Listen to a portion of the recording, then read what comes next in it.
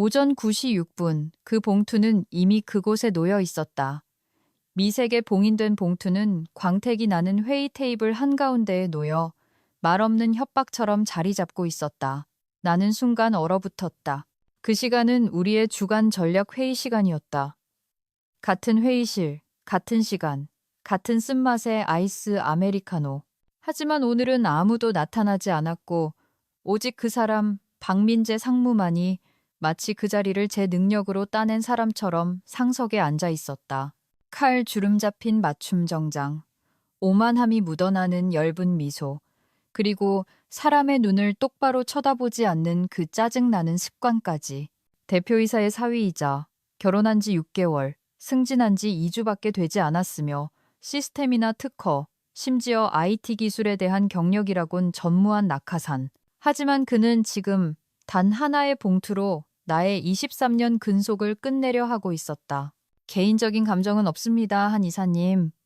우리는 그저 레거시 역할들을 구조조정하는 것뿐이니까요. 레거시 역할이라 나는 성운 테크가 세워진 기반 시스템을 설계했고 그 아키텍처와 안전장치, 디지털 혈통을 만들어낸 장본인이었다. 나는 병원 대기실에서 코드를 짰고 장례식장 조문객들 사이에서 계약서에 서명했다.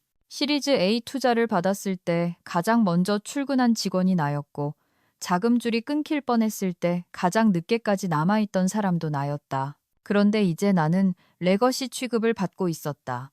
대화도 감사 인사도 심지어 대표이사가 직접 나와서 통보하는 최소한의 예의도 없었다. 그저 부드러운 목소리와 냉혹한 집행력을 가진 박민재뿐이었다.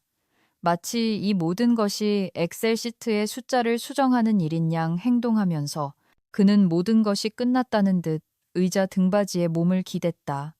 하지만 내 안에서 무언가가 바뀌었다. 나는 그를 쳐다보았다. 그의 손에 낀 결혼 반지나 유행어로 포장된 이력서가 아니라 그 사람 자체를 보았다. 그는 우리 제품을 몰랐다. 프로토콜도 몰랐다. 심지어 시스템 백업 서버가 물리적으로 어디에 위치해 있는지도 몰랐다. 그가 아는 것이라곤 자신이 누구와 결혼했는지, 그리고 이 건물 안에서는 그것만으로 충분하다는 사실뿐이었다. 나는 아무 말도 하지 않았다. 그저 봉투를 가방에 넣었을 뿐이다. 손이 약간 떨렸지만 나는 미소를 지었다. 진짜 미소는 아니었다. 그건 누군가 당신의 평생 업적을 고정비용쯤으로 착각했을 때 짓는 종류의 미소였다. 당신은 방금 당신이 무엇을 건드렸는지 전혀 모르는구나라고 말하는 듯한 미소였다. 회의실을 걸어 나오며 유리창에 비친 내 모습을 보았다. 꼿꼿한 등 단정하게 다려진 블라우스, 그리고 원가 절감의 한 줄로 전락해버린 3만 시간의 찬란함이 그곳에 있었다. 하지만 그들이 모르는 것, 박민재가 모르는 사실이 하나 있었다. 그가 방금 내게서 빼앗았다고 생각한 그 시스템은 애초에 그들의 것이 아니었다는 사실이다. 복도에서는 손소독제와 쓴 커피 타는 냄새가 났다. 근처 사무실에서 모니터들이 규칙적으로 삑삑거리는 소리가 들려왔는데 그건 마치 꺼져가는 생명을 지키는 기계들의 리듬 같았다. 그 소리는 내가 RAVXLabX의 초기 설계도 초안에 서명했던 그곳을 떠올리게 했다. 바로 서울중앙병원 3층 암병동이었다. 우리 어머니가 세상을 떠나기 직전이었던 10년 전, 거의 오늘과 같은 날이었다. 나는 36시간 동안 한숨도 자지 못한 상태였다. 어머니의 목소리는 희미했고 피부는 투명할 정도로 얇았다. 하지만 내가 실험실로 가서 설계도를 완성해야 한다고 말했을 때 어머니는 내 손을 꽉 잡으며 속삭였다. 여기서 끝내렴. 그래서 나는 그렇게 했다. 나는 병원 복도에서 노트북을 열고 무릎 위에 올려놓은 채 최종 설계도를 검토했다.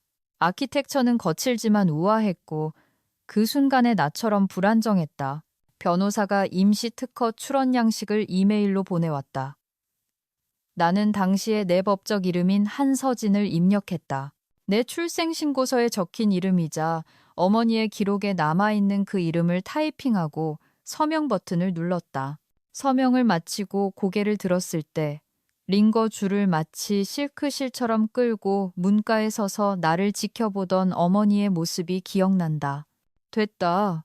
어머니는 거의 들리지 않는 목소리로 말했다. 이제 그건 네 것이야. 어머니는 다음 날 아침 세상을 떠나셨다. 나는 회사 누구에게도 말하지 않았다. 대표 이사에게도, 법무팀에게도. 나는 장례식을 치른 다음 날 바로 회사로 복귀했다. 나는 희생이 나를 더 강하게 만든다고 믿으며 마감 기한 속에 나를 파묻었다. 충성심이 나의 갑옷이라고 믿었다. 내가 충분히 헌신하고 생일들을 놓치고 다른 회사의 스카우트 제의를 거절하고 젊은 남자들이 내 코드에 대한 공로를 가로채는 회의에서 침묵을 지키면 언젠가는 나를 부정할 수 없을 것이라 믿었다. 하지만 내가 틀렸다. 이틀 전 나는 비필수 인력으로 분류되었고 어제 그들은 내 사내 로그인 권한을 보관 처리했으며 오늘 아침 블록체인을 SF 영화의 개념쯤으로 생각하는 남자에게서 해고 통지서가 든 미색 봉투를 받았기 때문이다. 나는 성운테크에서 23년을 보냈다. 로고가 생기기도 전, 웹사이트가 있기도 전, 연구실 단열재가 벽에서 떨어져 나가 겨울 내내 히트건을 쏘아가며 서버를 돌리던 시절부터 그곳에 있었다. 그리고 지금 나는 엑셀 시트의 한 줄 중복 인력이 되었다. 그들은 RAVX가 어디서 서명되었는지 모른다. 그것이 내게 어떤 대가를 치르게 했는지 모른다. 그들은 오직 그것의 현재 가치만 알 뿐이다. 하지만 가치란 항상 서류상에 보이는 것만은 아니다. 때로는 병원 복도에, 죽어가는 어머니의 마지막 말 속에, 그리고 다시는 필요하지 않을 거라 생각했던 이름 속에 묻혀 있기도 하다. 한서진, 특허에 적힌 이름이자 그들이 잊어버린 이름. 세상에는 마치 상속받은 유산이 자신에게 공간을 빚지고 있다는 듯 방에 들어서는 종류의 남자들이 있다. 박민재 상무가 바로 그런 남자였다. 그는 성운테크에 들어올 자격을 스스로 증명하지 않았다. 그는 6개월 전 결혼으로 입성했고 2주 뒤 대표이사의 황금 사위가 되었다. 그는 최고 전략 책임자라는 이전에는 아무도 들어본 적 없는 직함을 달았지만 그 직함은 그에게 이해하지도 못하는 회의와 자격도 없는 결정에 대한 무제한 접근 권한을 주었다. 그는 누군가 대신 써준 프레젠테이션 자료, 최고급 맞춤 정장, 해외 명문대 MBA 간판, 그리고 홍보용으로 빚어진 듯한 외모를 갖춘 세련된 남자였다. 하지만 그 세련됨 아래에는 그가 입을 열 때마다 들리는 공허함이 있었다. 그가 주재했던 첫 회의가 기억난다. 목요일 아침이었다. 전체 기술진이 참석했고 화이트보드는 다이어그램으로 가득 찼으며 모니터에는 실시간 대시보드가 돌아가고 있었다. 그때 그가 진지한 표정으로 물었다. 감정을 느낄 수 있는 운영체제를 만드는 건 고려해 봤습니까? 회의실은 찬물을 끼얹은 듯 조용해졌다. 누군가 헛기침을 했다. 엔지니어 중 한 명은 잘못 들은 것처럼 눈을 깜빡였다. 나는 박민재를 쳐다보며 농담의 포인트를 찾으려 했다. 하지만 농담이 아니었다. 우리는 AI 심리상담봇을 만드는 게 아니었다. 우리는 국가 중요 인프라를 위한 보안성이 뛰어나고 확장 가능한 시스템을 구축하고 있었다. 우리가 감정과 가장 가까운 것은 오류 플래그 에러 플래그 뿐이었다. 무언가 고장나면 시스템이 소리를 지르는 것. 하지만 박민재는 기술이 감정을 느껴야 한다고 생각했고 분명히 그의 감정이 이제 회사 전략의 원동력이 되고 있었다. 그는 코드 한 줄 짜본 적 없고 제품을 시장에 내놓은 적도 없으며 롤백 문제를 해결하거나 글로벌 벤더와 서버 부하 문제를 협상하느라 자정을 넘겨본 적도 없었다. 하지만 그는 반지를 가지고 있었고 이 회사에서는 그것으로 충분했다. 나는 그를 주의 깊게 지켜보는 법을 배웠다. 그를 존경해서가 아니라 그가 다음에 무엇을 망가뜨릴지 믿을 수 없었기 때문이다. 그는 레거시 시스템을 보지 않았다. 그는 장애물을 보았다. 그는 숙련된 엔지니어들을 보지 않았다. 그는 인건비를 보았다. 그리고 최악인 점은 그는 파괴가 미덕이고 충성심은 과거의 유물인 양미소를 지으며 그 모든 것을 행했다는 것이다. 그래서 오전 9시 6분 그 봉투를 사이에 두고 그와 마주 앉았을 때 나는 모욕감만 느낀 것이 아니라 위기감을 느꼈다. 박민재 같은 남자들은 단순히 비용만 삭감하는 게 아니라 그 기초가 무엇을 떠받치고 있는지 모른 채 기둥을 뽑아버리기 때문이다. 그리고 모든 것이 무너져 내릴 때 그들은 설계자를 탓한다. 그는 내가 과거라고 생각했지만 나는 그의 현재를 지탱하고 있는 유일한 존재였다. 그들이 당신의 이름을 바꾸려 하기 전 당신이 누구였는지 기억하는 것에는 조용한 힘이 있다. 내가 성운테크의 수석 시스템 리드, 최 이사가 되기 훨씬 전 나는 한서진이었다. 내가 첫 과학 경시대회에서 우승했을 때 어머니가 속삭여준 이름, 내 대학 졸업 논문에 인쇄된 이름, 그리고 낡은 연구노트 귀퉁이에 갈겨 쓴 모든 초기 RD 스케치에 적힌 이름. 나는 그 이름을 절대 사라지게 두지 않았다. 법적으로도 직업적으로도 10년 전 첫 번째 RAVX 프로토타입이 기능적 안정성에 도달한 직후 내 멘토이자 IP 지식재산권 전문 변호사였던 선배가 내게 점심을 사주었다. 선배는 라이선싱이나 조항에 대해 이야기하지 않았다. 선배는 사람에 대해, 권력에 대해 이야기했다. 그들은 네가 불편해지기 전까지만 고마워할 거야. 선배는 말했다. 그러고 나면 네가 이 일의 일부였다는 사실조차 잊어버리겠지. 그러니 그날이 오면 그들이 네 이름을 필요로 하지 않도록 해. 네, 인감이 필요하게 만들어. 그날 밤 나는 지식재산권 보호가 확실한 관할구역에 개인 법인을 설립하는 서류를 제출했다. 나는 모든 디자인 요소, 핵심 프레임워크, 암호화 구조, 생체 인식 인터페이스를 하나의 법인 아래 등록했다. 한솔 다이내믹스, 소유자 한서진. 나는 성운테크의 누구에게도 말하지 않았다. 왜 말하겠는가? 그들은 묻지도 않았다. 그들은 내 코드에 회사 로고를 받고 내 팀의 낙하산 중간 관리자들을 따개비처럼 붙이느라 너무 바빴다. 나는 계속 성과를 냈고 그들은 계속 당연하게 여겼다. 3년 후 내가 결혼하고 사내 시스템상의 이름을 글로벌 비즈니스를 위해 남편의 성을 딴 최서진으로 변경했을 때도 법무팀 누구도 내 이전 특허 출원 내역 업데이트를 요청하지 않았다. 그들은 내가 고용된 상태에서 만들었으니 회사가 작업물을 소유한다고 멋대로 가정했다. 하지만 그들 중 누구도 원본 임시 출원서를 읽어보지 않았다. 그들 중 누구도 가장 초기 코드 베이스인 버전 0, 9알파가 내가 정규직 계약서에 서명하기 전에 제출되었다는 사실을 몰랐다. 그래서 나는 그들이 착각하게 두었고 계속 시스템을 구축했다. 때로는 내 예방 조치가 너무 편집증적인 건 아닌지 의심하기도 했다. 어쨌든 나는 회사에 충성했다. 나는 회사와 미션, 그리고 팀을 믿었다. 나는 네 번의 구조 조정 속에서도 남았다. 결국 나보다 높은 직급이 된 관리자들을 내가 교육했다. 경쟁사로부터 온 두 번의 CTO 제안도 거절했다. 하지만 한서진이라는 이름은 잉크 속에 남았지 기억 속에 남은 게 아니었다. 그리고 지금 아파트 발코니에 앉아 아직 뜯지 않은 봉투를 옆에 둔 채 나는 아무런 공포도 느끼지 않는다. 그들은 시스템에서 나를 잘라냈지만 누가 시스템을 소유하고 있는지는 확인하지 않았다.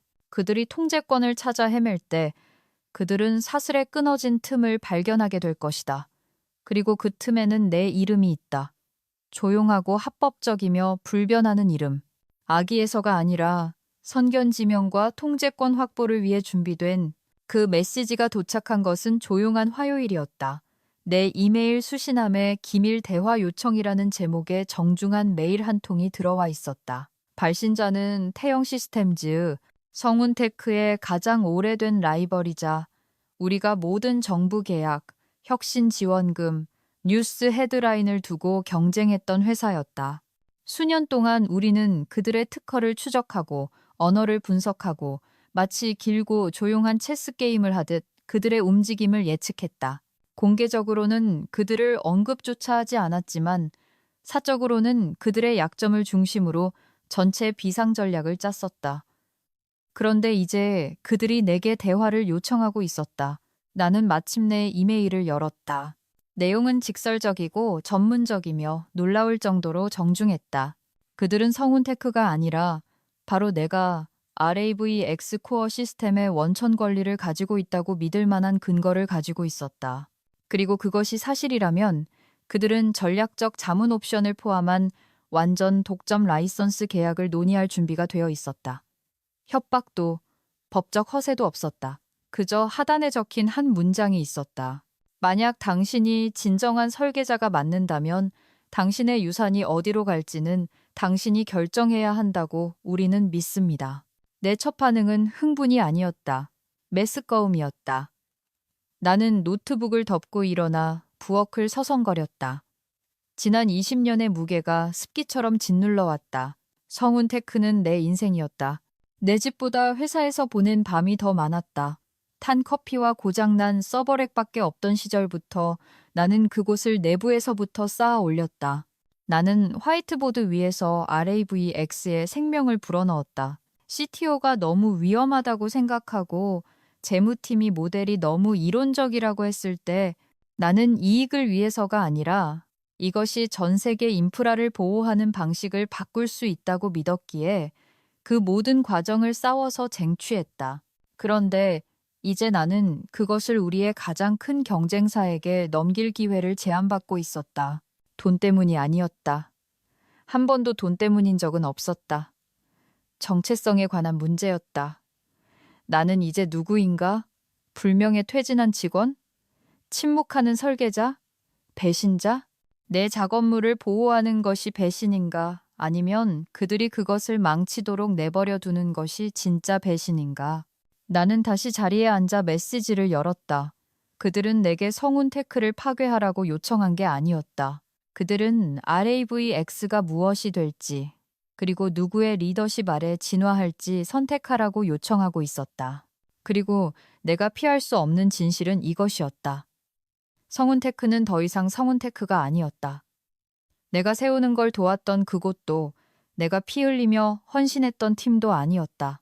이제 그곳은 시스템의 언어를 모르고 아키텍처보다 유행어를 중시하며 기초가 어디에 놓였는지 확인조차 하지 않고 수석 엔지니어를 커피 한 잔 마시며 해고하는 사람들이 이끄는 곳이었다. 그곳은 더 이상 내가 지은 집이 아니었다.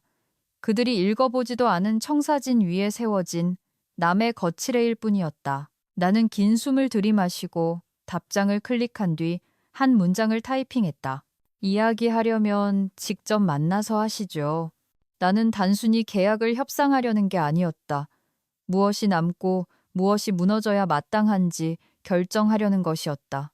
그날 오후 내 아파트의 침묵은 이전과는 다른 종류의 고요함이었다. 배신의 멍한 정적도 슬픔의 아린 멈춤도 아니었다. 그것은 체스판에서 한 선수가 상대방이 방금 덫으로 걸어 들어왔음을 깨닫는 그 순간의 공간처럼 계산되고 여유로운 차분함이었다. 하지만 이번에는 다음 말을 쥔 사람이 나였다. 나는 책상에 앉아 식어버린 차를 옆에 두고 화면에 3개의 문서를 띄워놓고 있었다. RAVX 원본 임시 특허 출원서, 한솔 다이내믹스의 핵심 라이선싱 프레임워크, 그리고 2015년 성운테크가 서명했던 지식재산권 사용 허가 계약서의 스캔 PDF 파일. 이 파일들을 본 것은 몇 년 만이었다. 잊어서가 아니라 지금까지는 증명할 필요가 없었기 때문이었다. 대부분의 회사는 제품이 성공하고 나면 계약서 관리에 게을러진다. 특히 시스템을 만든 사람이 여전히 제 시간에 출근하고 문제가 생기기도 전에 고쳐놓고 있다면 그들은 자신들의 통제권이 절대적이라고 착각한다. 성운테크도 다르지 않았다. 그들은 나의 지속적인 지원을 수동적인 충성심으로 취급했다. 내가 허용한 모든 접근 권한이 기본값이 아니라 호의였다는 것을 깨닫지 못한 채 나는 계약서 14페이지로 스크롤을 내렸다. 시항, 승계 라이선싱에 관한 법적 고려 사항, 그리고 그곳에 여전히 온전하게 남아있었다. 조항 11. 3. 원 설계자 동의 없는 양도 불가. RAVX 코어 시스템에 관한 라이선스 권한. 2차적 저작물, 통합, 하위 배포, 서브 라이선스 계약 또는 벤더 이전 약정은 제2조 1항에 정의된 원 시스템 설계자 이하 한서진으로 명시됨의 서면 승인 및 검증된 생체 인식 인증 없이는 실행, 갱신 또는 확장될 수 없다. 나는 오랫동안 그것을 응시했다. 놀라서가 아니라 이 조항이 얼마나 깔끔하게 버티고 있는지 감탄해서였다. 이것은 2015년 경영진이 RAVX의 상업적 잠재력을 이해하기도 전에 내가 직접 작성한 조항이었다. 그들은 내가 법적 세부 사항까지 챙길 만큼 신경 쓴다는 사실에 기뻐했을 뿐이었다. 아무도 수정 제안을 하지 않았다. 아무도 깃발을 꽂지 않았다. 그들은 시리즈 B 펀딩을 쫓느라 너무 바빴다. 이제 그 조항은 그들이 나 없이 RAVX를 재판매하거나 배포를 확장하려 할 때 격발될 장전된 무기였다. 모든 계약은 서명 즉시 무효가 될 것이다. 이것은 단순한 법적 장애물이 아니었다. 법률 용어로 포장되어 20년의 오만함 아래 묻혀있던 킬스위치였다. 그리고 가장 통쾌한 부분은 그들이 이것의 존재를 전혀 모른다는 것이다. 그들은 계약서를 다시 열어볼 생각조차 하지 않았다. 그들은 소유권이 구속력 있는 구조가 아니라 이름값과 연봉 등급에 달려있다고 생각했다. 그들은 나를 해고하면 시스템에서 나를 제거할 수 있다고 생각했지만 진짜 시스템은 그런 식으로 작동하지 않는다. 적어도 오래 지속되도록 설계된 시스템은 말이다. 나는 등받이에 기대어 업데이트된 검토 사본에 저장을 눌렀다. 맥박은 차분했다. 더 이상 화가 나지 않았다. 슬퍼하지도 않았다. 나는 준비가 되었다. 과소평가된 여성보다 더 위험한 것은 자신이 무엇을 썼는지 정확히 기억하는 여성이기 때문이다. 내가 차에서 내리기 직전 비가 그쳤다. 보도는 여전히 반짝였고 물웅덩이에는 태영 시스템즈 사옥의 부드러운 반영이 비쳤다. 매끄럽고 현대적이며 절제된 건물이었다. 성운테크 본사처럼 과시적이지 않고 겉모습보다는 내부에서 일어나는 일의 가치를 아는 사람들을 위해 지어진 듯 목적의식이 분명해 보였다. 월요일 오전 10시 정각. 나는 얇은 가죽 서류첩 하나만 들고 자동 유리문을 통과했다. 수행원도 변호사도 홍보 담당자도 없이 오직 나 혼자였다. 안내 데스크 직원은 마치 내 신발 사이즈까지 브리핑받은 듯 나를 맞이했다. 나는 2번의 보안 검색대를 통과해 임원층으로 안내되었고 유리와 침묵으로 만들어진 회의실로 들어갔다. 브랜딩도 요란한 장식도 없었다. 내부 테이블 위에는 단 하나의 폴더가 놓여 있었고 그 옆에 태영의 법무총괄과 전략개발 본부장 2사람이 일어나 나를 맞이했다. 2사람 모두 같은 표정이었다. 강압적이지 않은 집중력. 그들은 나를 설득하려 하지 않았다. 그럴 필요가 없다는 것을 알았기 때문이다. 나는 자리에 앉아 폴더를 열고 읽어 내려갔다. 라이선스 계약서는 깔끔하고 명확했다. RAVX 코어에 대한 독점적 권리, 한솔 다이내믹스에 대한 완전한 귀속, 총 계약 가치 200억 달러 약 1조 2천억 원 10년 기간, 협상 불가 조항 포함, 수석기술 관리자의 서면 승인 없이 원본 아키텍처에 대한 2차 변경 불가, 그리고 굵은 글씨로 명시된 이름, 한서진, 수석 IP 컨설턴트. 그들은 조사를 완벽하게 마쳤다. 나는 펜을 집어들었다. 서명은 매끄럽고 신중했다. 나는 눈을 깜빡이지도 말을 하지도 않았다. 이것은 거래가 아니었기 때문이다. 이것은 교정이었다. 나는 나 자신을 파는 것도 복수를 파는 것도 아니었다. 나는 내 인생의 역작에게 그에 합당한 미래를 주고 있었다. 한때 집이라고 불렀던 그곳을 감염시킨 무능과 특권 의식으로부터 멀리 떨어진 곳으로 박수도 악수사진 촬영도 없었다. 그저 2번의 조용한 고개 끄덕임과 너무나 거대해서 성스럽게까지 느껴지는 정적의 순간뿐이었다.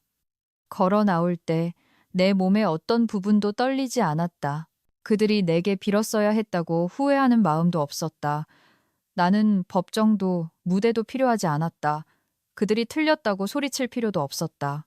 성운테크는 곧 스스로 깨닫게 될 테니까. 그들은 RAVX의 새 버전을 출시하려다 호환성 검사에 실패할 것이다. 그들은 조항 11.3에 부딪혀 공황 상태로 법무팀을 호출할 것이다. 그들은 파일 캐비닛과 디지털 아카이브를 뒤지며 존재조차 잊고 있던 이름을 찾아 헤맬 것이다. 하지만 나는 잊지 않았다. 나는 한순간도 그녀가 아니었던 적이 없었다. 한서진. 10초 만에 서명을 마치고 중요한 모든 것을 가지고 걸어 나온 여자. 조용히, 완벽하게, 그리고 전적으로 나만의 방식으로. 때로는 해방이 요란하지 않다. 때로는 아무 소리도 들리지 않는다. 그저 종이 위를 미끄러지는 펜소리와 비온 뒤의 안개처럼 가슴 위에서 20년의 무게가 걷히는 느낌뿐이다. 변화는 조용히 시작되었다. 처음에는 아무도 눈치채지 못했다. 수요일 오전 7시 42분, 성운테크 홈페이지에 배너 헤드라인이 사라졌다. RAVX3 확장팩, 이번 분기 글로벌 론칭이라고 적혀 있던 배너였다.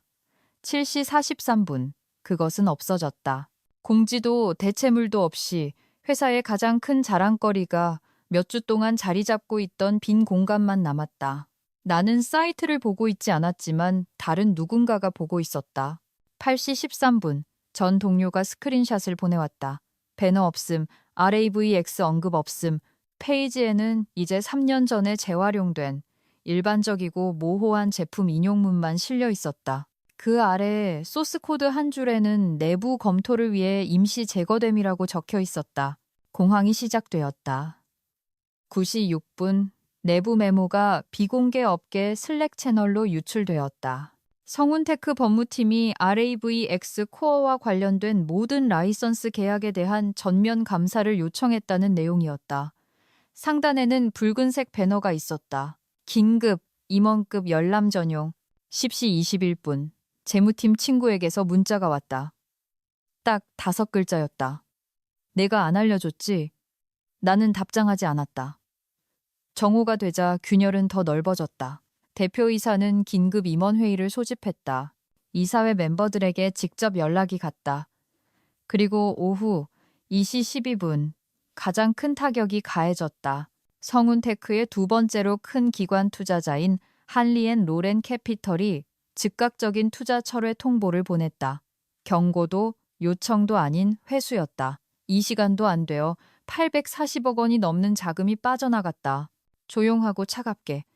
아직 뉴스 헤드라인에는 나오지 않았지만 그들의 벽 안에서는 갑작스러운 고도 변화처럼 기압이 떨어지는 것을 느낄 수 있었다. 사람들이 허둥대고 감사팀이 낡은 기록 보관소를 빗질하듯 뒤지고 중간 관리자들이 5년, 10년, 15년 전의 이메일을 뒤지며 소유권의 흔적이 언제부터 손가락 사이로 빠져나갔는지 조각을 맞추려 애쓰고 있었다. 그리고 나를 멈칫하게 만든 순간이 왔다. 그날 저녁 뉴스를 음소거해 놓고 빨래를 개고 있을 때 또 다른 메시지가 왔다. 이번에는 8년 동안 연락이 없었던 사람에게서 온 것이었다. 한때 성운테크의 전략 성장 부사장이었던 에블린 쇼. 그녀는 컨퍼런스 군중 앞에서 내가 뛰어나긴 하지만 이 시대의 리더가 되기엔 너무 구식이라고 공개적으로 말했던 사람이었다. 그녀의 메시지는 이랬다. 특허가 우리 게 아니었다는 게 사실이야? 그리고 네가 여전히 코어 라이선스를 가지고 있다고? 나는 침대 모서리에 앉아 메시지를 한 번, 그리고 다시 읽었다. 분노도 사과도 없었다. 그저 한때 나를 구식이라 낙인 찍었던 사람의 입에서 나온 두려움에 찬 질문뿐이었다. 나는 그녀에게도 답장하지 않았다. 대답은 이미 실시간으로 펼쳐지고 있었으니까. RAVX는 건드릴 수 없는 상태였다. 플랫폼은 잠겼다. 조항 11.3은 철벽이었다. 그리고 눈과 계산기를 가진 모든 투자자는 곧 성운테크의 미래인 왕관의 보석이 그들이 팔 수 있는 물건이 아니라는 것을 깨닫게 될 것이다. 그들은 내가 소모품이라고 생각하고 해고했다. 하지만 그들은 누가 기초를 쥐고 있는지 확인조차 하지 않았다. 그리고 이제 그들은 벽이 갈라지는 것을 지켜보고 있었다. 타임스탬프 하나, 조항 하나, 서명 하나씩. 파일이 내 수신함에 도착한 것은 오후 7시 15분이 조금 넘어서였다. 내가 모르는 대포폰 지메일 계정에서 전달된 오디오 메시지였다. 제목도 인사말도 없이 내부 임원 통화 녹음 7, 10이라는 제목의 첨부 파일만 있었다. 거의 삭제할 뻔했다. 그러다 메타데이터에 있는 이름을 보았다. 전달자, 조던 캠벨. 대학원을 갓 졸업한 첫 해에 내가 멘토링했던 시스템 엔지니어였다. 조용하고 충직하며 명석했던 친구. 윗선에서 그의 성과를 가로채려 할 때 어떻게 대응해야 하냐고 물었을 때 나는 증거를 남기는 법을 가르쳐 주었다. 그래서 나는 재생 버튼을 눌렀다. 처음에는 소리가 웅웅거렸다. 의자 끄는 소리, 마이크 조정하는 소리, 먼 잡음. 하지만 곧 박민재의 목소리가 크고 다급하게 뚫고 나왔다. 잠깐, 그 여자가 처녀적 이름을 썼다고? 나는 우리가 그 IP를 최이사초의 명의로 등록한 줄 알았는데 누가 그걸 통과시켰어? 누가 결제했냐고. 잠시 침묵. 그건 우리 출원이 아닙니다. 더 낮고 더 긴장되고 덜 광란적인 목소리. 대표이사였다. 고용계약 이전 날짜입니다. 우리는 파생 라이선스를 통한 2차 권리만 가지고 있어요. 또 다른 침묵. 이번에는 더 무거웠다. 그러니까 우리가 RAVX를 소유한 게 아니라는 겁니까? 박민재가 믿을 수 없다는 듯 간신히 말을 이었다. 코어 시스템은 아닙니다. 그녀의 서명 없이는요. 누군가 타이머도 설명서도 없는 폭탄을 들고 있다는 것을 방금 깨달은 듯한 긴 한숨 소리가 들렸다. 그리고 다시 박민재가 이번에는 더 크고 날카롭게 소리쳤다. 아무도 그 여자가 옛날 이름으로 등록했는지 확인해 볼 생각을 안 했다고? 진심이야? 대체 누가 법적 서류 업데이트도 안 하고 승인을 한 거야? 그리고 마침내 침묵이 흘렀다.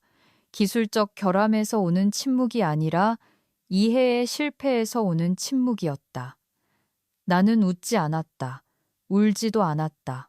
나는 그저 아직 마지막 햇살이 가늘게 남아있는 하늘을 보며 발코니로 나갔고 한때 아팠던 가슴 한구석을 데워주기라도 하듯 휴대전화를 가슴에 눌러대었다. 다른 손에는 이제는 식었지만 여전히 향기로운 백스민 차 한 잔이 들려 있었다. 그것은 복수가 아니었다. 고소해야 하는 것도 아니었다. 그것은 더 차가운 무언가였다. 입증이었다. 그들은 이사회실에서 나를 지웠고 투자 설명서에서 나를 편집했으며 내가 여전히 복도를 걷고 있는데도 내 유산을 과거형으로 언급했다. 그리고 이제 그들은 무너져 내리고 있었다. 내가 반격해서가 아니라 그들이 부르기를 멈춘 이름 옆에 적힌 작은 글씨를 읽어볼 생각조차 하지 않았기 때문이다. 최서진. 그들이 해고한 사람은 그녀였다. 하지만 한서진. 그녀는 그들이 예상조차 못한 인물이었다. 그 서명은 그들을 위한 것이 아니었다. 그것은 나를 위한 것이었다. 내가 만든 시스템, 너무 오래 머물렀고 너무 많이 주었던, 그리고 마침내 자신의 가치를 기억해낸 여자를 위한 것이었다. 나는 차를 한 모금 마시고 바람이 얼굴에 닿는 것을 느끼며 미소 지었다. 승리의 미소가 아니라 명료함의 미소였다. 당신이 한 번도 소유한 적 없는 것을 해고할 수 없다. 그리고 살아남기 위해 당신의 허락 따위는 필요하지 않았던 이름을 묻어버릴 수도 없다. 메인 무대의 조명이 어두워지고 기조 연설 패널이 소개되었다. 나는 커튼 바로 뒤에 서서 심장을 진정시키고 광택나는 바닥에 하이힐을 단단히 디딘 채 강당을 가로지르는 박수 소리를 들었다. 전에도 컨퍼런스에서 연설한 적은 있었다.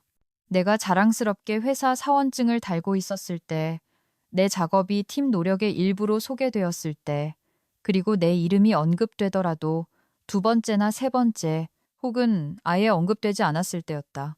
하지만 이번에는 달랐다. 부드러운 차인벨 소리가 패널 소개 슬라이드를 알렸고 사회자의 목소리가 홀에 울려 퍼졌다. 이제 인프라 AI 분야에서 가장 탄력적인 코어 시스템의 창시자를 모시겠습니다. 최근 태영 시스템즈에 독점 라이선스된 기술입니다. 한서진님을 환영해 주십시오. 문이 열렸다. 나는 태영의 수석 엔지니어들과 함께 걸어 나갔다. 그중 2명은 내가 훈련시켰던 여성들이었고 이제 무대 중앙에서 자신들만의 빛을 발하고 있었다. 4개의 좌석이 기다리고 있었고 각각 명패가 놓여 있었다. 내 자리에 도착했을 때 나는 아주 잠시 숨을 멈췄다. 거기 있었다. 빗살무늬 강철 위에 검은 잉크로 적힌 이름. 한서진, RAVX 코어 시스템 창시자. 공동 저자가 아니었다. 자문위원이 아니었다. 원년 멤버가 아니었다. 창시자였다. 나는 자리에 앉았다. 허리를 꼿꼿이 세우고 턱을 들었다. 그 순간 필요한 건 자부심이 아니었다. 평화였다. 토론은 예리하고 층위가 깊었으며 미래지향적이었다. 우리는 코드의 자율성, 윤리적 안전장치, 포스트 양자 보안에 대해 이야기했다. 나는 2가지 질문에 정밀하게 답했고, 하나는 따뜻하게, 그리고 소유권과 귀속에 관한 질문에는 관중들이 몸을 앞으로 기울일 만큼의 고요함을 담아 답했다. 세션이 끝난 후 무대 가장자리에 줄이 생겼다. 대부분 엔지니어였고 대부분 나보다 젊었다. 하지만 한 명이 특히 눈에 띄었다. 커다란 안경을 쓰고 기자증을 목걸이에 삐뚤게 건 여학생이었다. 그녀가 내게 다가왔을 때 그녀는 악수를 청하지 않았다. 그녀는 그저 속삭였다. 그들은 당신이 그저 팀의 일부일 뿐이라고 말했어요. 하지만 이제 알아요. 당신이 시스템 그 자체였다는 걸요. 나는 말로 대답하지 않았다. 그저 고개를 끄덕였다. 그녀가 옳았기 때문이다. 그들은 최서진을 해고했다. 그들은 한서진을 잊었다. 하지만 시스템은 그 기초를 기억한다. 그리고 유사는, 진짜 유사는 누군가 당신의 배지에서 이름을 지운다고 사라지는 것이 아니다. 그것은 당신이 일어설 때 함께 떠오른다. 만약 이 이야기가 당신에게 조금이라도 감동을 주었다면 댓글을 남겨주세요. 당신의 이야기, 당신의 침묵, 인정받기 위한 당신의 투쟁을 들려주세요. 다른 사람들이 공로를 가로채려 했던 무언가를 당신이 만든 적이 있다면 좋아요를 눌러주세요. 그리고 당신의 이름이 소중하다는 것을 상기시켜 주어야 할 누군가에게 이 이야기를 공유해 주세요. 이런 더 많은 이야기를 위해 구독하는 것도 잊지 마세요. 왜냐하면 어딘가에서 또 다른 누군가가 자신의 이름을 다시 세우고 있고 우리는 그 증인이 되기 위해 여기 있을 테니까요.